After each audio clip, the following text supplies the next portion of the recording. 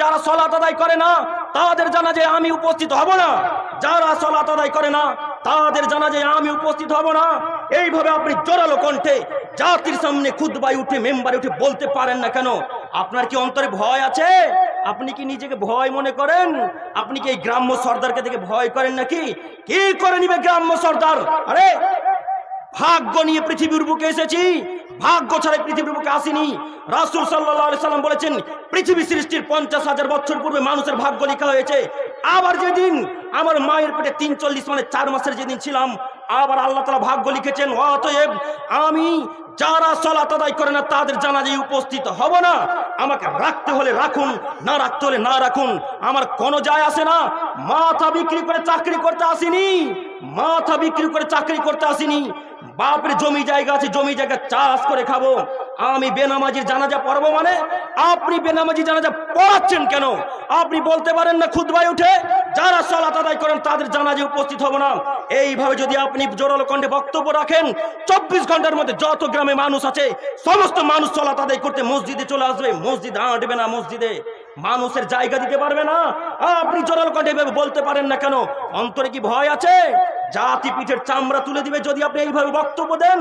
হক বড় তিতা, হক কথা বললে জাতি আপনাকে সহ্য করতে পারবে না, এই কথাই ঠিক। سمعت رسول الله صلى الله عليه وسلم يقول بين العبد وبين الشرك والكفر ترك الصلاة رواه مسلم والمشكاة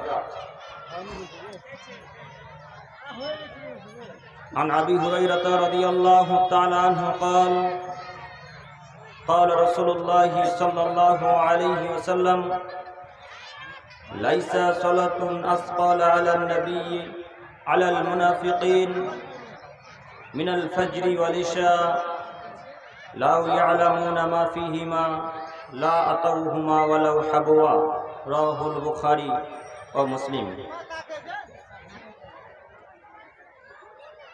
عن بريدة رضي الله تعالى عنه قال قال رسول الله صلى الله عليه وسلم من ترك صلاة العصر فقد حبط عمله رواه البخاري والمشكاة শ্রদ্ধেয় সম্মানিত সভাপতি সাহেব ও আমার দিনী ভাইরা, প্রশংসা মাত্র সেই মহান আল্লাহ সুবহানাহু ওয়া তাআলার জন্যই, যার প্রশংসা করে আমরা শেষ করতে পারি না। তার শুকরিয়ার্থে করে বলুন আলহামদুলিল্লাহ। তারপরে পরেই শান্তি অবতীর্ণ হোক মুহাম্মদ সাল্লাল্লাহু আলাইহি ওয়াসাল্লামের উপর।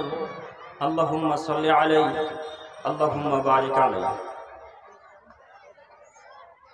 সম্মানিত উপস্থিতি, আজকে আমাদের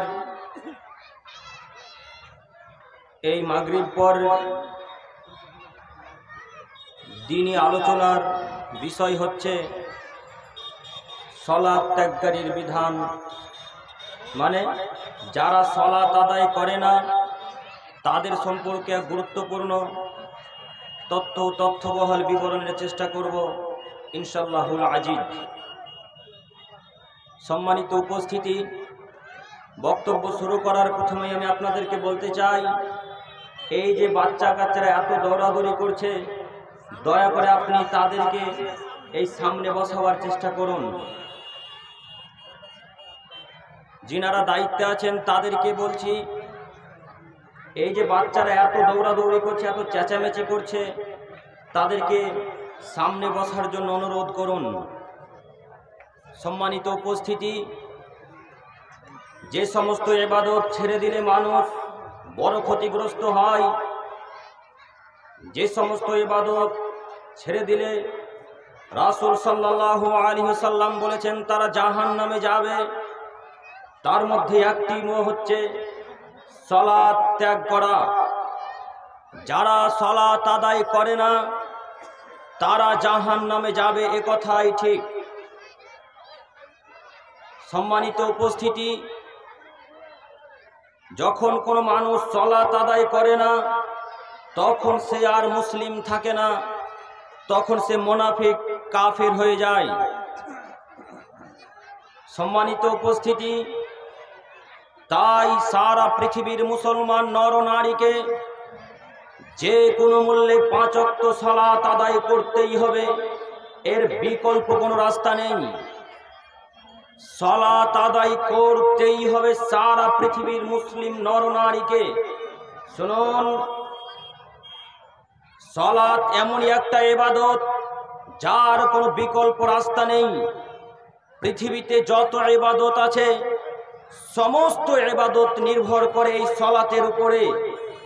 মানে সালাত এমনই একটা ইবাদত যার উপর নির্ভর করে পৃথিবীর অন্যান্য ইবাদত।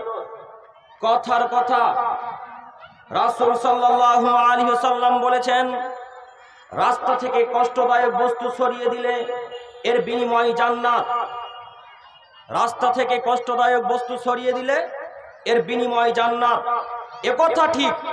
তবে যদি কোনো মানুষ সালাত না আদায় করে তাহলে এই নেকিটাকে আল্লাহ সুবহানাহু ওয়া তাআলা কেটে দিবেন। আমি কি আপনাদেরকে কথা বোঝাতে পারছি? সালাত যদি আদায় করেন তাহলে রাস্তা থেকে কষ্টদায়ক বস্তু সরিয়ে দেওয়ার নেকিটা থাকবে। আর যদি সালাত না আদায় করেন তাহলে রাস্তা থেকে কষ্টদায়ক বস্তুটা সরিয়ে দেওয়ার কারণে যে নেকিটা পেয়েছিলেন এই নেকিটা আল্লাহ সুবহানাহু ওয়া তাআলা কেটে দিবেন। সম্মানিত উপস্থিতি, সারা পৃথিবীর মুসলমান নরনারীকে যে কোনো মূল্যে সালাত আদায় করতে হবে, এর বিকল্প কোনো রাস্তা নেই। অন্যান্য ইবাদতের বিকল্প রাস্তা আছে, তবে সালাতের কোনো বিকল্প রাস্তা নেই। আব্দুল করিম সাহেব, অন্যান্য ইবাদতের বিকল্প রাস্তা আছে মানে? কথা বুঝতে পারলাম না। জি হ্যাঁ, আমার দিকে এক খেলে চেয়ে থাকুন। অন্যান্য ইবাদতের বিকল্প রাস্তা আছে, তার অর্থ হচ্ছে এই, আপনি হজে যাবেন, হজে যাওয়ার জন্য সমস্ত কিছু প্রস্তুত করেছেন, টাকা জড়ো করেছেন। এবার আপনার শরীর খারাপ, এখন এই টাকাটা আপনি অন্য এক ব্যক্তিকে দিয়ে দেন। অন্য এক ব্যক্তিকে দিয়ে তাকে বলুন আপনি হজ করে দেন। সেই ব্যক্তি যদি হজ করে দেয় তো আপনি সেই হজের নেকি পেয়ে যাবেন। এই দেখুন হজের বিকল্প রাস্তা। সিয়ামেরও বিকল্প রাস্তা আছে। দেখুন, সিয়াম পালন করতে হবে সারা পৃথিবীর মুসলমান নরনারীকে। তবে যদি শরীর খারাপ থাকে, কোনো অসুবিধা থাকে, তাহলে কোনো এক ব্যক্তিকে সিয়াম রাখার জন্য আপনি অনুরোধ করুন, তাকে আপনি সেহরি খাওয়ান, ইফতারি করান। ওই ব্যক্তি সিয়াম পালন করে যত নেকি পাবে আপনিও ততই নেকি পাবেন। এই দেখুন সিয়ামের বিকল্প রাস্তা। সম্মানিত দিনী ভাই, তবে সালাতের কোনো বিকল্প রাস্তা নেই। সারা পৃথিবীর মুসলমান নরনারীকে যে কোনো মূল্যে সালাত আদায় করতে হবে, সালাত আদায় করতেই হবে, অন্য বিকল্প আর কোনো রাস্তা নেই। মহান আল্লাহ তাআলা বলেন, ফাখালাফা মিন বাদিহিম খালফ, অতঃপর তাদের পরে এলো অপদার্থরা, আদাউস সালাত, যারা তাদের সালাতকে নষ্ট করলো, ওয়াত্তাবাউস শাহওয়াত, তারা তাদের কুপ্রবৃত্তির অনুসরণ করলো, ফাসাউফা ইয়ালকাউনা গাইয়া, অচিরেই তারা ভ্রান্ত পথের শাস্তি ভোগ করবে। সম্মানিত উপস্থিতি, অত্র আয়াতের বিবরণ দ্বারা বোঝা যায় যারা সালাত আদায় করে না তারা হলো অপদার্থ, যারা সালাত আদায় করে না তারা হলো মূর্খ মানুষ, যারা সালাত আদায় করে না তারা হলো অপদার্থ, তাদের বিদ্যা বুদ্ধি কিছুই নেই। সালাত আদায় না করেছে নিজেকে বুদ্ধিমান ভাবে কোন লজ্জায়।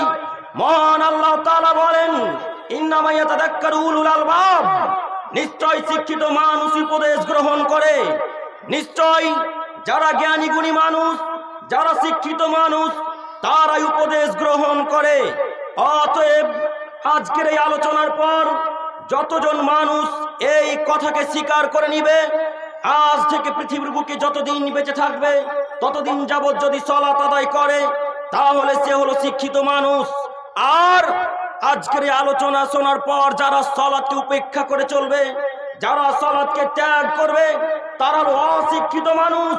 মহান আল্লাহ তাআলা বলেছেন, ইন্নামা ইয়াতাযাক্কারু উলুল আলবাব, নিশ্চয় যারা শিক্ষিত মানুষ তারাই উপদেশ গ্রহণ করে। অতএব আপনি নিজেকে শিক্ষিত মানুষ মনে করুন, নিজেকে শিক্ষিত মানুষ মনে করে সালাত আদায় করুন। মূর্খতার পরিচয় দিয়ে পৃথিবীর বুকে বসবাস করে কোনো লাভ নেই। মানুষের পরিচয় দিয়ে পৃথিবীর বুকে বসবাস করতে হবে, এ কথাই ঠিক। কেন আপনি সালাত আদায় করবেন না? মুসলমান হিসাবে পরিচয় দেন কোন লজ্জায়? আপনার লজ্জা লাগ থাকা উচিত, আপনার ইতস্তবোধ থাকা উচিত, আপনার বোধগম্য থাকা উচিত, আপনার বোধোদয় থাকা উচিত। আপনি মুসলমান ঘরে জন্মগ্রহণ করেছেন, সালাত আদায় করবেন না, এটা কেমন কথা? সালাত আদায় না করে কোনো মানুষ পৃথিবীর বুকে বেঁচে থাকতে পারে না। সালাত আদায় করেই তাকে পৃথিবীর বুকে বেঁচে থাকতে হবে। অতএব সারা পৃথিবীর মানুষকে, যারা মুসলমান হিসেবে এই পৃথিবীর বুকে বেঁচে আছেন, তাদেরকে সালাত আদায় করতে হবে। এরপরের আয়াত মহান আল্লাহ তাআলা বলেন, ফাওয়াইলুল লিল মুসাল্লিন, ধ্বংস সুনিশ্চিত, ধ্বংস হবেই হবে ওই সমস্ত সালাত আদায়কারীর, আল্লাযীনা হুম আন সালাতিহিম সাহুন, যারা সালাতের ব্যাপারে অমনোযোগী। কি বুঝলেন? ধ্বংস সুনিশ্চিত, ধ্বংস হবেই হবে ওই সমস্ত সালাত আদায়কারী যারা তাদের সালাতের ব্যাপারে অমনোযোগী। মানে যারা সালাত নিজ ইচ্ছায় আদায় করে মন মতো, জোহরে আসে তো আসরে আসে না, আসরে যদিও আসে তো মাগরিবে আসে না, মাগরিবে যদিও আসে তো এশাতে আসে না, ফজরের কথা তো বললামই না, ফজর তো আসেনি না। এই গ্রামের ইমাম সাহেবকে যদি এখন জিজ্ঞাসা করা হয়, ইমাম সাহেব বলুন তো আজকে ফজরে কয়জন ব্যক্তি সালাত আদায় করতে এসেছিল, হয়তো ইমাম সাহেব বলবেন 4 থেকে 5 জন, এর বেশি নয়। মহান আল্লাহ তাআলা বললেন, ফাওয়াইলুল লিল মুসাল্লিন, ধ্বংস সুনিশ্চিত, ধ্বংস হবেই হবে ওই সমস্ত সালাত আদায়কারীর যারা নিজের মন মতো সালাত আদায় করে, যারা নিজ ইচ্ছায় সালাত আদায় করে। জোহরের সালাত আসরের সময় আদায় করে, আসরের সালাত মাগরিবের সময় আদায় করে। যারা মন মতো খুশি মতো সালাত আদায় করে, নিজের ইচ্ছা মতো যারা সালাত আদায় করে, তারা ধ্বংস হবে। সম্মানিত দিনী ভাই ও বোন, বলছিলাম এই মাইকের আওয়াজ যত দূর পর্যন্ত যাচ্ছে, সমস্ত দিনী ভাই ও বোনদেরকে বলছি, কাজকর্মকে একটু বন্ধ করে আমার এই আওয়াজের দিকে লক্ষ্য করুন। আপনার কোনো না কোনো উপকার করবই করবো ইনশাআল্লাহ। মুরব্বী, আপনি আমার দিকে তাকান, আপনার কোনো না কোনো উপকার করবো ইনশাআল্লাহ। আপনাকে আমি বলছি, সালাতে যখন দাঁড়াবেন তখন একেবারে এক নিষ্ঠতার সাথে, ইখলাসের সাথে সালাত আদায় করবেন। সালাতে দাঁড়ার পর আপনি এই দিক সেদিক তাকাবেন না। যদি এই দিক সেদিক আপনি সালাতে দাঁড়িয়ে তাকান, তাহলে আপনি ধ্বংস হবেন, একথাই আল্লাহ তাআলা বলেছেন। অতএব আপনাকে যে কোনো মূল্যে ইখলাসের সাথে সালাত আদায় করতে হবে, একেবারে আল্লাহ তাআলাকে খুশি করার উদ্দেশ্যেই সালাত আদায় করতে হবে। সারা পৃথিবীর মুসলমান নর নারীকে যদি সালাত আদায় করতেই হয়, সালাত আদায় যদি করতেই হয়, একমাত্র আল্লাহ তাআলাকে খুশি করার উদ্দেশ্যেই সালাত আদায় করতে হবে, নইলে এই সালাতের কোনো দাম নেই। সম্মানিত দিনী ভাই, আপনাকে আমি কি দিয়ে বোঝাবো আয়াতের অর্থ? আল্লাহ তাআলা যে বললেন ধ্বংস হবেই হবে ওরা যারা সালাতের ব্যাপারে অমনোযোগী। শুনুন, আপনাকে আমি বলতে চাচ্ছি, সালাত একটু মনোযোগ সহকারে আদায় করতে শিখুন। আল্লাহ তাআলাকে খুশি করার উদ্দেশ্যে সালাত আদায় করুন। এমন ভাবে সালাত আদায় করবেন যে আপনি সালাতে দাঁড়িয়ে আল্লাহ তাআলাকে দেখতে পাচ্ছেন। যদি এটা সম্ভব না হয়, তাহলে এটা অন্তত ভাববেন যে আল্লাহ আমাকে দেখছেন, এইভাবে সালাত আদায় করবেন। সম্মানিত উপস্থিতি, বলছিলাম এরপরের আয়াত মহান আল্লাহ তাআলা বলেন, ইয়া আইয়ুহাল্লাযীনা আমানু, হে পৃথিবীর ঈমানদার মানব সম্প্রদায়, তোমরা শোনো, তোমরা যারা বিশ্বাস করেছো যে আল্লাহ এক, তোমরা যারা বিশ্বাস করে নিয়েছো যে মুহাম্মদ সাল্লাল্লাহু আলাইহি সাল্লাম আল্লাহর শেষ রাসূল, তোমরা যারা বিশ্বাস করেছো জান্নাত জাহান্নাম আছে, তোমরা যারা বিশ্বাস করেছো কিয়ামতের মাঠকে, তোমাদেরকে বলছি তোমরা শোনো, লা তুলহিকুম আমওয়ালুকুম ওয়ালা আওলাদুকুম আন যিকরিল্লাহ, তোমরা তোমাদের ধন সম্পদ পেয়ে, সন্তান সন্ততি পেয়ে আমার জিকির থেকে দূরে সরে যেও না। আল্লাহ তাআলা বলছেন, হে পৃথিবীর ঈমানদার মানব সম্প্রদায়, তোমরা যারা ধন সম্পদ পেয়েছো, সন্তান সন্ততি পেয়ে আমার জিকির অর্থাৎ সালাত থেকে দূরে সরে যেও না। এ কথা আল্লাহ তাআলা বলেন, আমি বলিনি। আরে ভাইজান, আমি বলতে যাব কেন নিজের কথা? আমি একটা যেমন তেমন মানুষ, তেমন বিদ্যা বুদ্ধি নেই, নিজের কথা বলতে যাব কেন? নিজের মন গড়া কথা বলে জাহান্নাম কিনতে আমি রাজি নই। নিজের মন গড়া কথা বলে আমি জাহান্নাম কিনতে রাজি নই। রাসূল সাল্লাল্লাহু আলাইহি সাল্লাম বলেছেন, যদি কোনো মানুষ এমন কথা বলে আর সেই কথা যদি আমার না হয়, তাহলে তাকে জাহান্নামে যেতে হবে, তার থাকার জায়গা জাহান্নাম। অতএব যতটা কথা বলো সব কোরআন হাদিস অনুযায়ী।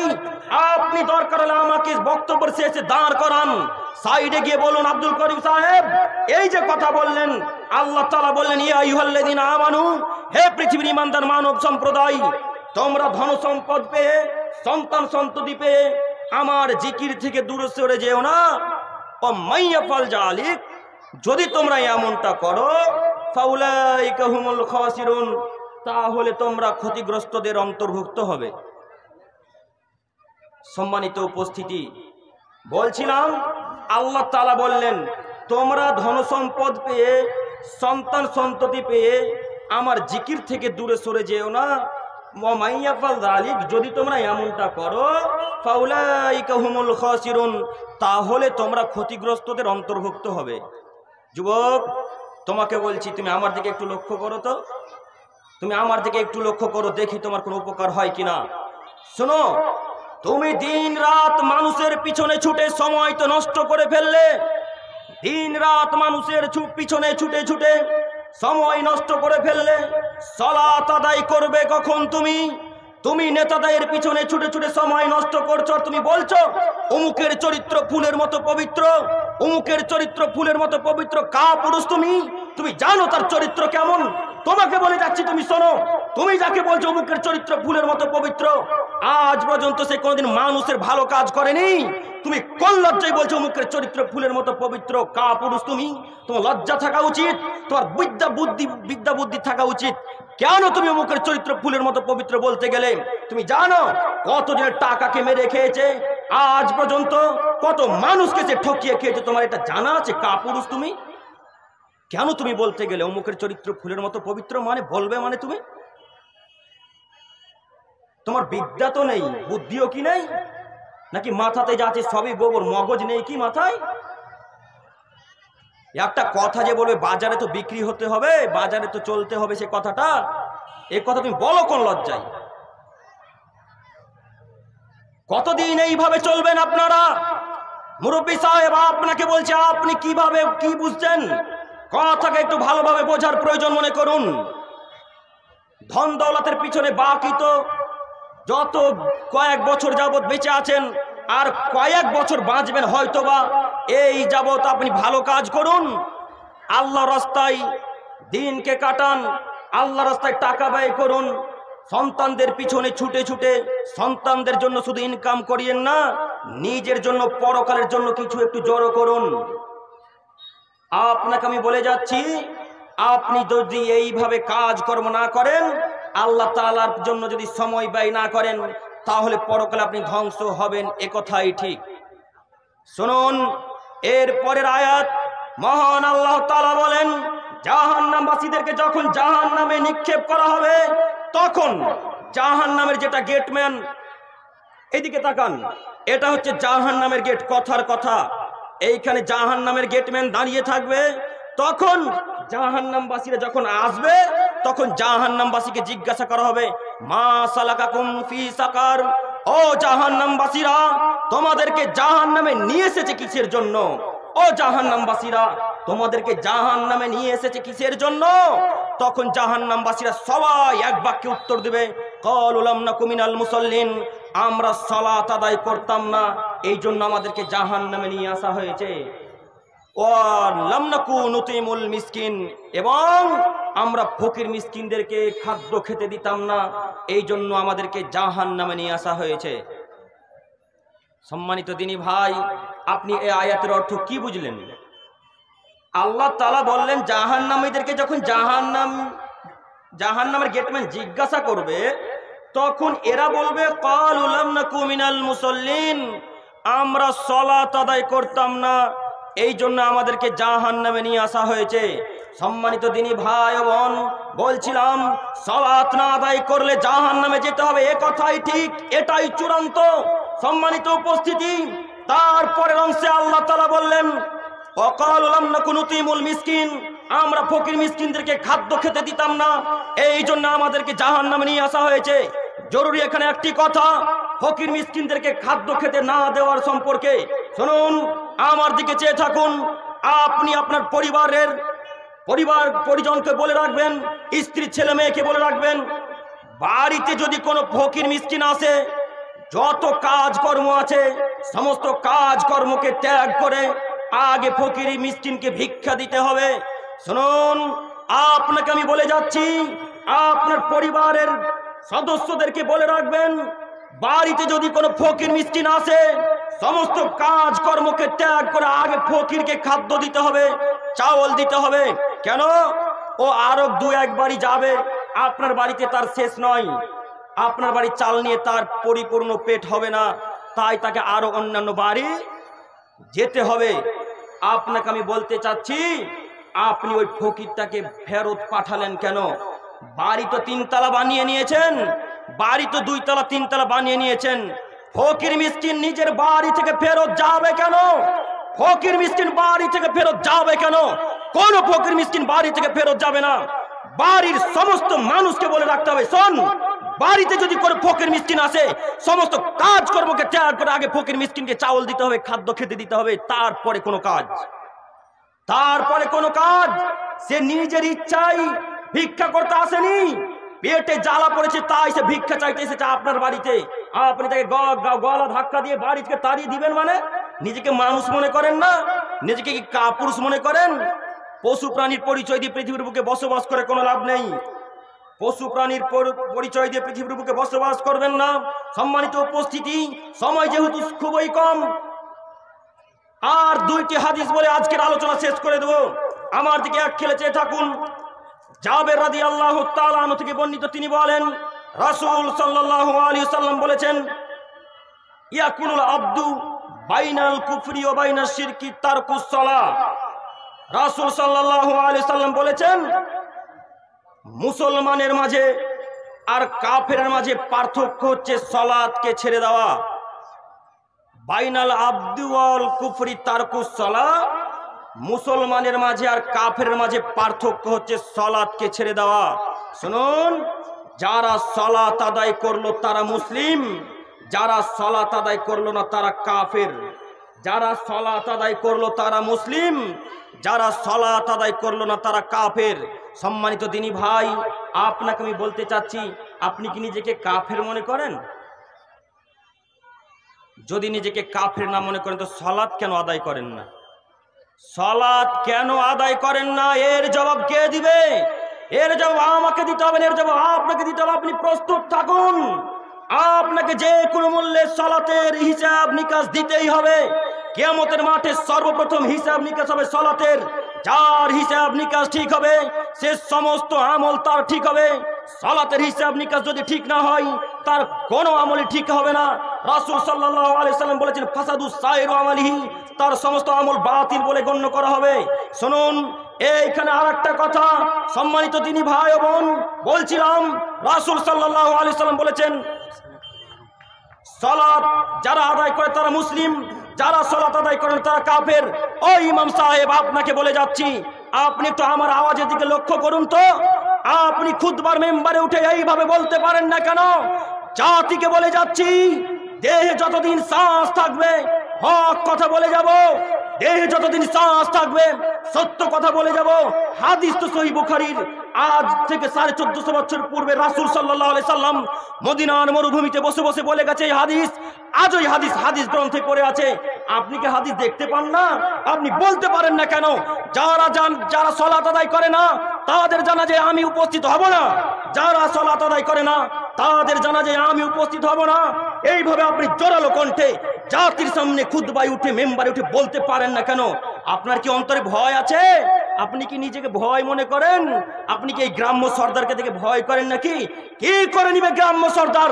আরে ভাগ্য নিয়ে পৃথিবীর বুকে এসেছি, ভাগ্য ছাড়া পৃথিবীর বুকে আসেনি। রাসূল সাল্লাল্লাহু আলাইহি সাল্লাম বলেছেন পৃথিবী সৃষ্টির 50,000 বছর পূর্বে মানুষের ভাগ্য লেখা হয়েছে। আবার যেদিন আমার মায়ের পেটে 43 মানে 4 মাসের যেদিন ছিলাম, আবার আল্লাহ তাআলা ভাগ্য লিখেছেন। অতএব আমি যারা সালাত আদায় করে না তাদের জানাজায় উপস্থিত হব না। আমাকে রাখতে হলে রাখুন, না রাখতে হলে না রাখুন, আমার কোনো যায় আসে না। মাথা বিক্রি করে চাকরি করতে আসিনি, মাথা বিক্রি করে চাকরি করতে আসিনি। বাপের জমি জায়গা আছে, জমি জায়গা চাষ করে খাবো। আমি বেনামাজির জানাজা পড়বো মানে? আপনি বেনামাজি জানাজা পড়াচ্ছেন কেন? আপনি বলতে পারেন না খুতবায় উঠে যারা সালাত আদায় করেন তাদের জানাজায় উপস্থিত হব না। এইভাবে যদি আপনি জোরালো কণ্ঠে বক্তব্য রাখেন, 24 ঘন্টার মধ্যে যত গ্রামে মানুষ আছে সমস্ত মানুষ সালাত আদায় করতে মসজিদে চলে আসবে। মসজিদ আঁটবে না, মসজিদে মানুষের জায়গা দিতে পারবে না। আপনি জোরালো কণ্ঠে এভাবে বলতে পারেন না কেন? অন্তরে কি ভয় আছে? জাতি পিঠের চামড়া তুলে দিবে যদি আপনি এইভাবে বক্তব্য দেন। হক বড় তিতা, হক কথা বললে জাতি আপনাকে সহ্য করতে পারবে না, এ কথাই ঠিক। অতএব আপনাকে আমি বলে যাচ্ছি, আপনি একটু ধৈর্য সহকারে রাসূল সাল্লাল্লাহু আলাইহি সাল্লামের নীতিতে সালাত আদায় করুন। পরিশেষে দোয়া করি, হে প্রভু দয়াময়, আমরা যারা এখন পর্যন্ত সালাত আদায় করতে পারি না তাদেরকে তুমি সালাত আদায় করা তৌফিক দান করো। সকলে বলুন আল্লাহুম্মা আমিন। পরিশেষে দোয়া করি, হে প্রভু দয়াময়, আমাদের পিতামাতা যারা মারা গেছে তাদের কবর আযাবকে তুমি মাফ করো। সকলে বলুন আল্লাহুম্মা আমিন। পরিশেষে দোয়া করি, হে প্রভু দয়াময়, আমরা যারা এখন পর্যন্ত তোমার রাসূলের দেওয়া পদ্ধতিতে সালাত আদায় করতে পারি না তাদেরকে তুমি তোমার রাসূলের দেওয়া পদ্ধতিতে সালাত আদায় করার তৌফিক দান করো। সকলে বলুন আল্লাহুম্মা আমিন। এখান থেকে আলোচনা শেষ করলাম। আসসালামু আলাইকুম ওয়া রাহমাতুল্লাহি ওয়া বারাকাতুহু। أشهد أن لا